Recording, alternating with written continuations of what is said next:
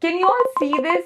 You guys have kept us really busy ever since Form 121 came out. Our comment section has been flooded with your questions every day. So finally, we are answering them in this video. Watch till the end as your question might be one of them. Let's begin with the first one. I want to do an FD, but I'm unemployed now with no source of income. Do I still need to file Form 121? Your employment status does not matter here. What matters is whether your estimated tax liability for the year is zero. And if you expect more than 50,000 as every interest income this year, you can claim TDS exemption through Form 121. Question number 2. For the premium paid for postal life insurance, do we still need to file Form 121?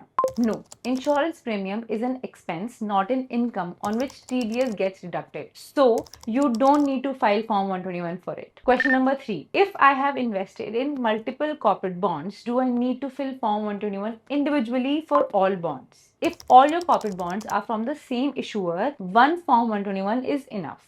But if they are from different issuers, you will need to submit separate forms to each of them. Question number 4. If I have already submitted Form 121 to two banks while filing the post office form, do I need to add the previous bank's interest? Yes, in step 11A, write 2 since you've already submitted two Form 121s. Then in step 11B, disclose the total estimated income declared in those forms. Question number 5. There is zero TDS on all my income. Do I need to fill Form 121? No, if there is no TDS on your eligible incomes like FD or bond interest, there is no need to file Form 121. Question number 6. Should I fill Part B of the form? This has to be the most asked question. You only need to fill Part A.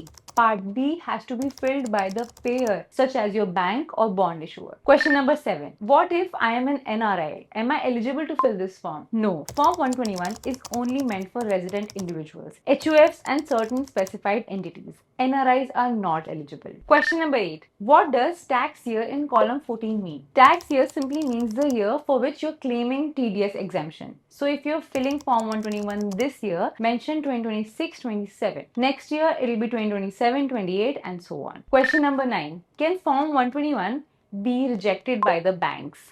Yes, your Form 121 can be rejected if you're not eligible to claim TDS exemption or if you've entered incorrect details in the form. You can avoid such rejections by checking our video on Form 121 mistakes. And finally, the last question. What if I have 3 FDs? How many times do I have to fill Form 121? If all 3 FDs are with the same bank, even across different branches, you only need to submit one Form 121.